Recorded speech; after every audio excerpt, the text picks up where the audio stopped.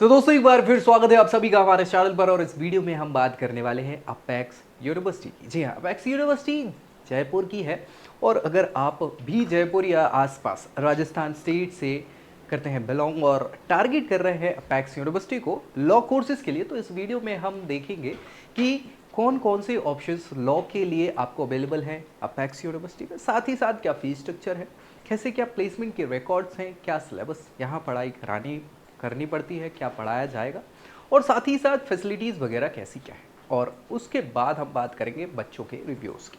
तो ओवरऑल आपको समझ आ जाएगा अगर आप टारगेट कर रहे हैं तो यहाँ एडमिशन लेना वर्थ इट होगा या नहीं होगा। इन सारी चीज़ों को आपको डिटेल में डिस्कशन करने के बाद समझ में आ जाएगा। तो दोस्तों में शेयर कर दीजिएगा और चैनल सब्सक्राइब करना नहीं भूलना है अगर पहली बार आप चैनल पर आ रहे हैं तो।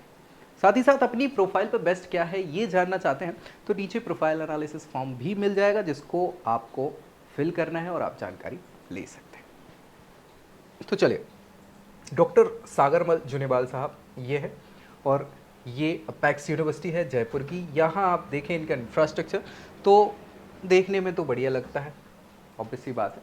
यहाँ देखिए, यहाँ 2018 में इसको स्टैब्लिश करा गया था राजस्थान की गवर्नमेंट के द्वारा, जो लेजिस्लेशन में पास हुआ था बिल उसके बाद। और ये बहुत सारी वैरायटी ऑफ कोर्सेज जो है बच्चों को प्रोवाइड कराते हैं अलग अलग फील्ड में। जैसे हम फील्ड की बात कर लें तो यूजी, पीजी और डिप्लोमा के साथ साथ डॉक्टरेट के प्रोग्राम भी ये कंडक्ट कराते हैं सभी लेवल्स के, जिसमें चाहे हम बात करें लॉ की, इंजीनियरिंग की, architecture, planning, fashion design, hospitality, humanities, arts, सारे सब्जेक्ट्स जो हैं कराते हैं। हालांकि हम जो बात करेंगे स्पेशली किसकी कर रहे हैं, लॉ कोर्सेज की यहाँ पे बात करने वाले हैं। तो देख लेंगे, इससे पहले इनकी हाइलाइट्स की बात करें, 2018 में स्टैब्लिश ये प्राइवेट यूनिवर्सिटी है और भाई जयपुर के मानसरोवर में सिचुएटेड है। बहुत बढ़िया। 30 एकड़ का इनका कैंपस है। यूजीसी के अलावा यहाँ पे एसोसिएशन इनको बहुत सारी मिली हुई है, चाहे कॉमनवेल्थ एंड यूनिवर्सिटीज़ की बात करें, AICTE, PCI, BCI, AIU, NCTE, RCI, INC, RNC, CRPF और RPMC। तो बहुत सारे एफिलिएशन अप्रूवल इनको मिले हुए हैं, इसलिए बहुत सारी वैरायटी के कोर्सेज ही कंडक्ट करा रहे हैं। चलिए, कोर्सेज जो हमारे हैं यहाँ पे लॉ से रिलेटेड, तो एक तो इंटीग्रेटेड प्रोग्राम आपको BA LLB का मिल जाएगा, 5 ईयर का प्रोग्राम है। LLB 3 ईयर प्रोग्राम और LLM का 1 साल का प्रोग्राम ये कंडक्ट करा रहे हैं। फीस स्ट्रक्चर की बात करें तो ये पर एनम में इनके फीस स्ट्रक्चर है। जैसे इंटीग्रेटेड प्रोग्राम के लिए 80,000 पर एनम है ना, मतलब लगभग 4 लाख का यहाँ पे फीस स्ट्रक्चर है आपका अगर इंटीग्रेटेड प्रोग्राम आप करते हैं तो। इसके बाद 40,000 LLB के लिए है पर ईयर का और 70,000 LLM कोर्स के लिए फीस स्ट्रक्चर इनका रखा हुआ है। एलिजिबिलिटी आपको पता ही है, अगर हम इंटीग्रेटेड प्रोग्राम देख रहे हैं तो 12th में 45% हमारे होने चाहिए, ग्रेजुएशन में 45% LLB के लिए और UG डिग्री विथ 50% मार्क्स के साथ LLM के लिए यहाँ पे आपकी रिक्वायरमेंट रहती है। अब क्या पढ़ाई होगी, तो LLB प्रोग्राम 6 सेमेस्टर का होने वाला है और यहाँ पे आपके law contract, torts, consumer protection act, constitutional law, family law, legal language और लीगल राइटिंग आपको पहले सेमेस्टर में पढ़नी होगी। उसके बाद यही आपका लगभग क्या हो जाएगा, law of crime, law of contract, constitution, law of India, साथ ही साथ एनवायरमेंटल लॉ और फैमिली लॉ सेकेंड सेमेस्टर हो जाएगा। थर्ड सेमेस्टर में आपको जूरिस्प्रूडेंस हो जाएगा, क्राइम का वॉल्यूम 2 हो जाएगा। इसके अलावा साइबर लॉ हो जाएगा, professional ethics, accountancy for lawyers, bench bar relationship, जो बेंच और बार के रिलेशंस हैं उनमें कैसे क्या करना होता है, सारी चीज़ें। इसके अलावा प्रैक्टिकल क्लिनिक, ये सारी चीज़ें होंगी। Administrative law, professional English, fundamental of computer application, जो हमको कहीं ना कहीं यहाँ पे IT इनेबल बनाता है। साथ ही साथ यहाँ फोर्थ सेमेस्टर की बात करें तो लीबर और industrial law, public international law, law of evidence, banking law, alternative dispute resolution ADR। इसके अलावा professional English, fundamental computer applications जो आपको रहेगा। इसके अलावा हम पढ़ेंगे यहाँ पे ट्रांसफ़र ऑफ प्रॉपर्टी लॉ, साथ ही साथ limitation act, intellectual property, company law, drafting, pleading, conveyancing, professional English और finally interpretation of statute, principle of legislation, land law, principle of taxation. इसके अलावा वुमेन से रिलेटेड, चिल्ड्रन से रिलेटेड लॉ हो जाएंगे, क्रिमिनोलॉजी, पीनोलॉजी और विक्टिमोलॉजी वगैरह आपकी रहेंगी और फाइनली आपकी LLB कंप्लीट यहाँ पे हो जाएगी।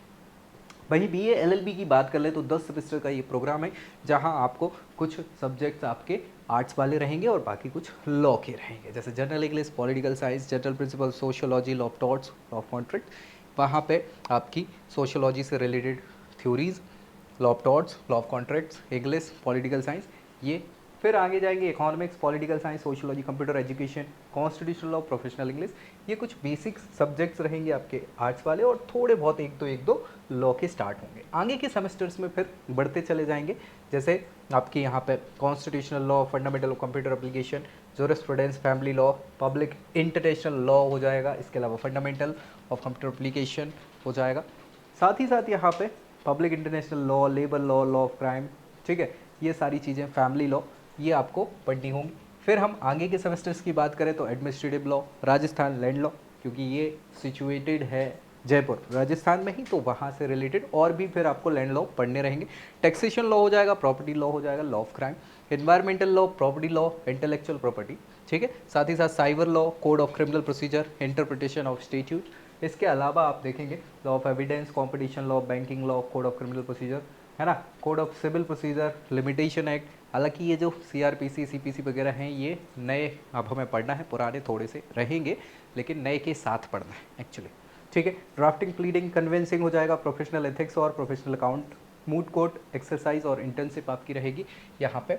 तो आपका ख़त्म हो जाएगा ये BA LLB का प्रोग्राम। अभी बात जो इम्पॉर्टेंट है वो प्लेसमेंट। क्यों इम्पॉर्टेंट है?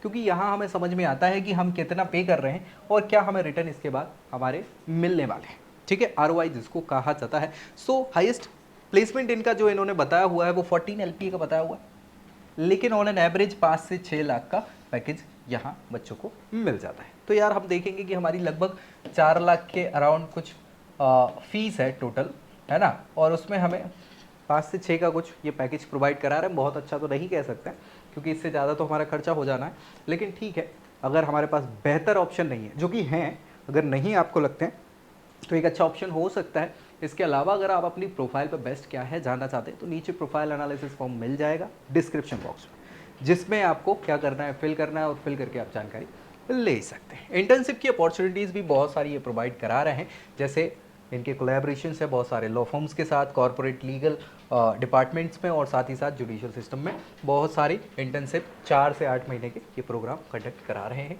तो ये आपके लिए अच्छा होगा। स्कॉलरशिप्स भी प्रोवाइड कराते हैं।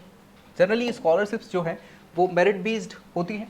मेरिट बेस्ड में आपके परफॉर्मेंस पे बेस्ड ये स्कॉलरशिप होती है, जिसमें आपके अच्छे परफॉर्मेंस पे आपको कुछ यहाँ पे फाइनेंशियल एड प्रोवाइड कर दी जाती है। स्पोर्ट्स स्कॉलरशिप, अगर आप स्पोर्ट्स एक्टिविटी में अच्छा है, नेशनल लेवल तक कुछ आपने किया हुआ है तो आपको यहाँ कुछ फ़ायदा मिल सकता है। अपेक्स की शिक्षा सुरक्षा योजना है जिसमें ये आपको कुछ एड प्रोवाइड कराते हैं। स्कॉलरशिप CRPF पर्सनल्स के लिए है अलग, अगर आप उन पर्सनल से रिलेटेड हैं या उनके वार्ड्स हैं तो, और अर्ली वर्ल्ड स्कॉलरशिप भी यहाँ प्रोवाइड की जाती है। तो ये ऑप्शंस आपको अवेलेबल है स्कॉलरशिप के अपेक्स में। बाकी आपको चेक करना है एलिजिबिलिटी, किस में आप एलिजिबल हैं उसके हिसाब से आपको अप्लाई यहाँ पे कर देना है। स्टूडेंट की कैंपस की लाइफ की बात करें तो कुछ अच्छाई और कुछ बुराई के साथ हम यहाँ पे डिस्कस करेंगे। अच्छाइयों की बात करें तो भैया इंफ्रास्ट्रक्चर, जैसा हम पीछे देख पा रहे हैं कि 30 एकड़ का कैंपस है लगभग, और पर्याप्त मॉडर्न इंफ्रास्ट्रक्चर इनका बना हुआ है। साथ ही साथ प्रैक्टिकल लर्निंग पे भी ये भरोसा करते हैं, थोड़ा सा अप्रोच प्रैक्टिकली है, और प्लेसमेंट की अपॉर्चुनिटी भी ठीक ठाक बोल सकते हैं, बहुत अच्छी तो मैं नहीं बोल सकता लेकिन ठीक है। सेंट्रल लोकेशन भी बढ़िया है। और यहाँ पे अगर कुछ नेगेटिव पॉइंट्स देखें तो लिमिटेड लॉ स्पेसिफिक प्लेसमेंट्स, जैसा हमने बात करी कि प्लेसमेंट तो है क्योंकि बहुत सारे कोर्स कंडक्ट करा रहे हैं, आपको टेक्नोलॉजी की फील्ड में बहुत ज़्यादा अच्छे प्लेसमेंट्स मिल जाएंगे, लेकिन लॉ के साइड्स में यहाँ पे बहुत अच्छे अपॉर्चुनिटी नहीं है। साथ ही साथ कैंपस लाइफ भी बहुत बढ़िया नहीं बोल सकते, एवरेज है। इंफ्रास्ट्रक्चर में जो कुछ कमियां हैं उनको भी फुलफिल कई बार नहीं किया जाता है। कल्चरल और स्टूडेंट क्लब्स की बात करें तो बहुत सारे हिस्टोरिक डेवलपमेंट हैं यहाँ पर, राजस्थान धरती हिस्ट्री की है। साथ ही साथ नेटवर्किंग अपॉर्चुनिटी पर्याप्त है, रियल वर्ल्ड एक्सपोजर भी देखने को मिलता है और कल्चरल अवेयरनेस भी मिल जाती है देखने को। स्ट्रेस रिलीफ के लिए बहुत सारे अलग अलग फेस्ट वगैरह कंडक्ट करा देते हैं। वही नेगेटिव देखें तो टाइम मैनेजमेंट का इश्यू हो जाता है। क्यों हो जाता है? क्योंकि भाई कोलैप्स करती हैं बहुत सारी एक्टिविटीज। साथ ही साथ यहाँ पे लीगल फोकस लिमिटेड है, और वहीं रिसोर्स के एलोकेशन की बात कर लें तो बहुत ज़्यादा तवज्जो नहीं दी जाती है, और डिस्ट्रैक्शन रिस्क है ही, साथ ही साथ प्रेशर भी है, कंपटीशन भी पर्याप्त है।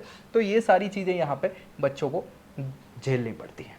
फिर बात करें ट्रांसपोर्टेशन की, तो ट्रांसपोर्टेशन जयपुर जैसी सिटी में मुझे लगता नहीं है कि कोई समस्या यहाँ होने वाली है। बहुत सारे मेजर रोड्स कनेक्ट होते हैं, साथ ही साथ पब्लिक ट्रांसपोर्ट भी अवेलेबल हैं और नियर बाय बहुत सारी अमेनिटीज़ मिल जाती हैं। ट्रैफिक कंजेशन भी बहुत ज़्यादा नहीं है। नेगेटिव देखें अगर तो सिटी से या सिटी सेंटर से थोड़ा सा दूर पड़ जाता है जो यूनिवर्सिटी कैंपस है। साथ ही साथ यहाँ पे नाइट में लिमिटेड ऑप्शंस होते हैं ट्रांसपोर्टेशन के। प्राइवेट ट्रांसपोर्ट जो है वो भैया कॉस्ट पे भी डिपेंड करते हैं, कॉस्टली भी हो जाता है और डिलेज हो जाते हैं। और साथ ही साथ डायरेक्टेड रूट जो है वो डायरेक्ट रूट की अवेलेबिलिटी बहुत ज़्यादा नहीं है। कैफ़े क्लब्स की बात करें तो जयपुर में मुझे नहीं लगता कि समस्याएं होंगी। वैरायटी ऑफ ऑप्शंस हैं यहाँ पे, अफोर्डेबल प्राइसिंग भी है, साथ ही साथ सोशलाइजिंग अपॉर्चुनिटी, कन्वीनियंस, लोकेशन और सेफ इन्वायरमेंट, ये तो अच्छा ही है। लेकिन अगर कुछ हम कमियां भी देखें तो भैया लिमिटेड हाई एंड ऑप्शंस, साथ ही साथ क्राउडिंग इशू हो ही जाते हैं क्योंकि आपको भी ऑप्शन जो है, आपको समय जो मिलेगा वो मिलेगा वीकेंड्स पे, और वीकेंड्स पे हर जगह लबालब फुल हो जाती हैं चीज़ें। नॉइज़ लेवल्स, दूसरी चीज़ यहाँ पे नाइट लाइफ की कमी है और इनकन्सिस्टेंट क्वालिटी।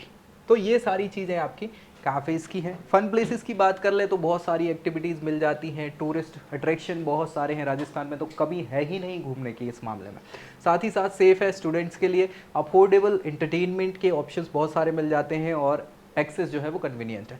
तो ये सारी अच्छा ही है। लेकिन अगर हम यहाँ भी कुछ देखें तो limited high and entertainment, crowded peak time पे हो जाता है, साथ ही साथ यहाँ पे नाइट लाइफ की क्वालिटी की और सेंट्रल जयपुर से यहाँ पे दूरी, ये सारी चीज़ें थोड़ी सी आपको देखनी पड़ सकती हैं। स्टूडेंट्स की क्या फीडबैक हैं, तो अच्छे और बुरे दोनों हमने यहाँ पे रखे हुए हैं। अच्छे फीडबैक में अगर बात करें तो चूँकि यूनिवर्सिटी अच्छी है और इन्होंने फैकल्टीज़ जो है वो एक्सपीरियंस रखी हुई, अच्छा ही है ये, कॉम्प्रहेंसिव करिकुलर है।